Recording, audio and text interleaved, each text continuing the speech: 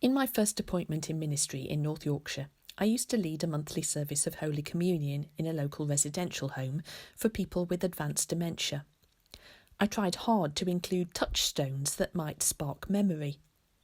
In one service I began to read the 23rd Psalm, but no sooner had I read the first line than half the congregation was saying it along with me, the only problem being that I was reading from one version of the Bible and they were all on the King James Version. I tried to throw in a few these and thous so as not to break the spell of shared recollection. The 23rd Psalm must have been requested in at least a third of the funerals I've ever conducted, even by people whose Christian roots are pretty deeply buried in overgrown soil. I imagine it must be being read a great deal just now. And it comes down nearly all to that one verse. Yea, though I walk through the valley of the shadow of death, I will fear no evil. In my imagination, this valley is in a wilderness place. It has steep sides, almost like a gorge, which means that whilst you may see blue sky and sunshine overhead, the place where you stand might be cold and in deep shadow. The cliffs to either side have ample hiding places for robbers and bandits. Many pairs of eyes may be watching you with evil intent. You are vulnerable to attack, just as in those old films of the Wild West.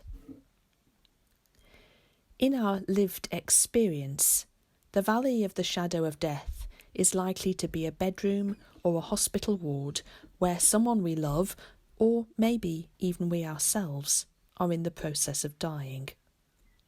This may be a journey of hours or days or even weeks.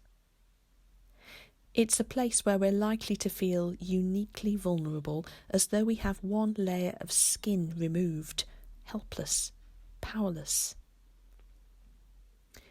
But in most normal times, it's a place where usually we are in company.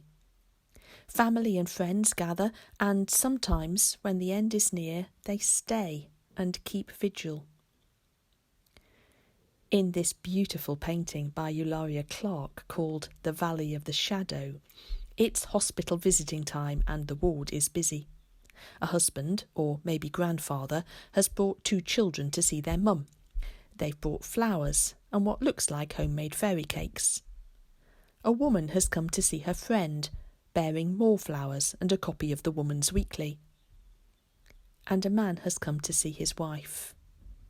She lies back on the pillows, eyes closed, mouth open. I don't know the story of this painting, but to me, it is this couple who are in the Valley of the Shadow. He is reading, perhaps a Bible, perhaps just a newspaper. There's no conversation between them, but he is there, by her side. They are in the valley together. The coronavirus has changed all that.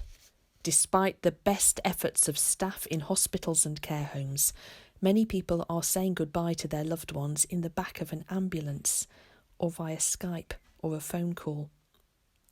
The person dying and those who love them dearly are both in the valley of the shadow of death, but they're in different valleys, with a high mountain range between them. It's one of the most cruel and heartbreaking aspects of the virus. The 23rd Psalm cannot sugarcoat this bitter pill, but despite its gentle pastoral reputation, it is a strong psalm for lean times. It's especially strong for those reading it from a Christian perspective, who know the shepherd in the psalm in the person of Jesus. The risen Christ, freed from earthly bonds of time and space, is in every valley and is the bridge between them. And this is familiar territory to him. It was in the Kidron Valley in Gethsemane where he accepted the inevitability of his own death and felt so very alone, his disciples sleeping rather than watching with him. So he will not let us be alone.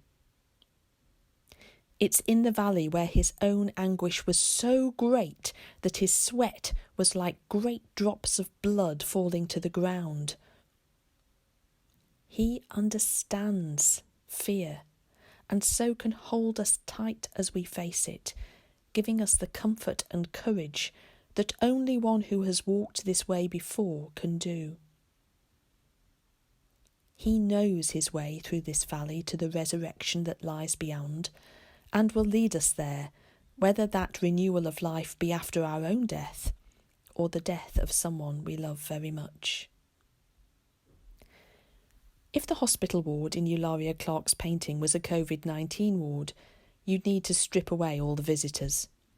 The flowers would disappear since they cannot be sanitised. The nurse and doctor would be wearing scrubs, gloves, masks and visors. But still the shepherd would be there in the midst. The crucifixion marks on his feet would be the passport stamp to this shadowed valley. To fear, he brings strength. To despair, he brings hope. To loneliness, he brings presence and peace. Amen.